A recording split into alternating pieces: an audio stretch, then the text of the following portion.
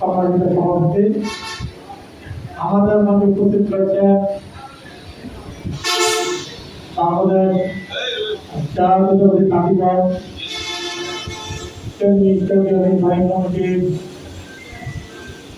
সম্মানিত আহ্বায়ক।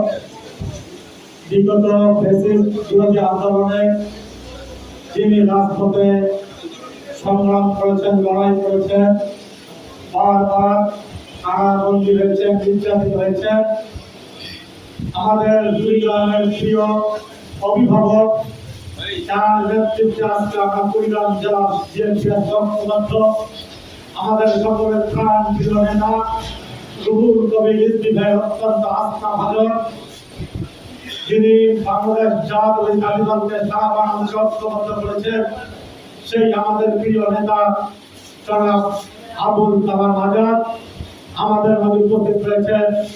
কুড়িগ্রাম জেলা বিএনপির সংগ্রামী আহ্বায়ক, কুড়িগ্রাম জেলার আমাদের অভিভাবক জনাব মোস্তফা, আমাদের মাঝে উপস্থিত রয়েছেন বাংলাদেশ জাতীয়তাবাদী দল কেন্দ্রীয় নির্বাহী কমিটির যুগ্ম আহ্বায়ক রেজাউল ইসলাম, আমাদের মাঝে উপস্থিত রয়েছেন আমাদের কুড়িগ্রাম জেলা বিএনপির সম্মানিত যুগ্ম আহ্বায়ক বিশিষ্ট সাংবাদিক সাবেক ঢাকা বিশ্ববিদ্যালয় ছাত্রদল নেতা আমার শ্রদ্ধাভাজন শফিকুল ইসলাম বেবু, আমাদের মাঝে উপস্থিত রয়েছেন কুড়িগ্রাম জেলা বিএনপির যুগ্ম আহ্বায়ক বিশিষ্ট সাংবাদিক রাজশাহী বিশ্ববিদ্যালয়ের সাবেক ছাত্র নেতা হাসিবুর রহমান হাসিব, কাতি দলের কেন্দ্রীয় পর্যায়ে সম্মানিত নেতৃবৃন্দ এবং কুড়িগ্রাম জেলা কাতি দলের সকল সম্মানিত নেতা কর্মী ভাইরা, আসসালামু আলাইকুম রহমতুল্লাহ।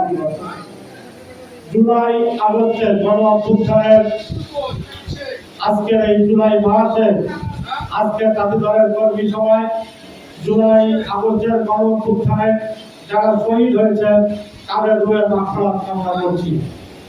যারা আহত হয়েছেন, বঙ্গবন্ধু বরণ করছেন, তাদের জন্য আমরা সবাই দোয়া করি, মহান রব্বুল আলামিন তাদের জন্য দ্রুত সুস্থতা দান করেন।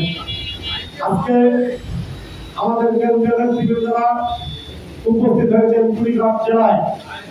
শহীদদের কুড়িগ্রাম জেলার যে সমস্ত কৃতি সন্তানেরা শহীদ হয়েছেন তাদের নামে আজকে গাছ বৃক্ষরোপণ করেছেন।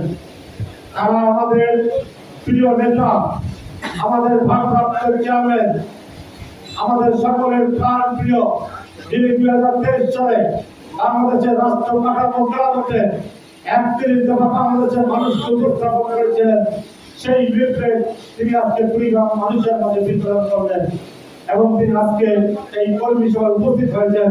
এর জন্য আমরা কুড়িগ্রাম জেলা বিএনপির পক্ষ থেকে তাকে আমরা প্রাণ ঢালা অভিনন্দন, শুভেচ্ছা, কৃতজ্ঞতা প্রকাশ করছি।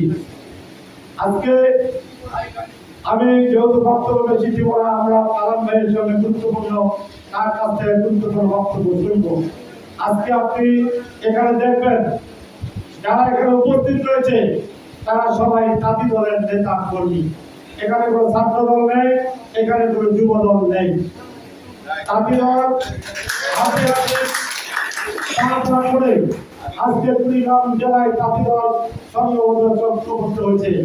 বিগত সময়েও জাতি দল বিএনপির সঙ্গে আন্দোলন সংগ্রামে ছিল। আমরা মনে করি আমরা জেলা বিএনপি আমাদের স্বপ্ন, আমরা চাই বিএনপির প্রত্যেকটি অঙ্গ দলকে আমরা সহযোগিতা করতে চাই। ছাত্র দল, যুব দল থেকে শুরু করে আমরা বিএনপির প্রত্যেকটি অঙ্গ দলকে এমন ভাবে তৈরি করতে চাই প্রত্যেকটি অঙ্গ দল যেন শক্তিশালী অবস্থায় উপস্থিত হয়। এই ব্যাপারে আমরা চাই। কারণ এই জন্য আমি আজকে প্রধান অতিথি আলম ভাইয়ের প্রতি আহ্বান জানাবো, অতি দ্রুত আপনি একটি জেলা জাতি দলের কমিটি আমাদেরকে উপহার দেবেন।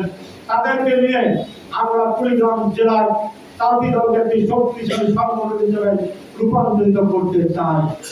কারণ আমরা যেহেতু মনে করছি সারা বাংলাদেশের ন্যায় আজকে কুড়িগ্রামে আজকে বিএনপির বিরুদ্ধে ষড়যন্ত্র হচ্ছে, আজকে বিএনপির বিরুদ্ধে অপপ্রচার চালানো হচ্ছে।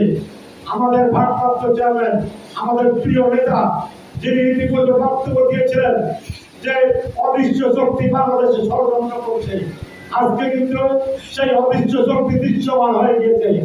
আমরা মনে করি বিগত 17 বছর রাজপথ আন্দোলন সংগ্রাম করে মিথ্যা মামলাকে জেল জুলুম ভুলিয়া আমরা সহ্য করে আমরা যে জায়গায় দাঁড়িয়েছি, আমরা এই অবস্থায় থেকে কোন ষড়যন্ত্রকে আমরা এখানে রুখে দেওয়ার জন্য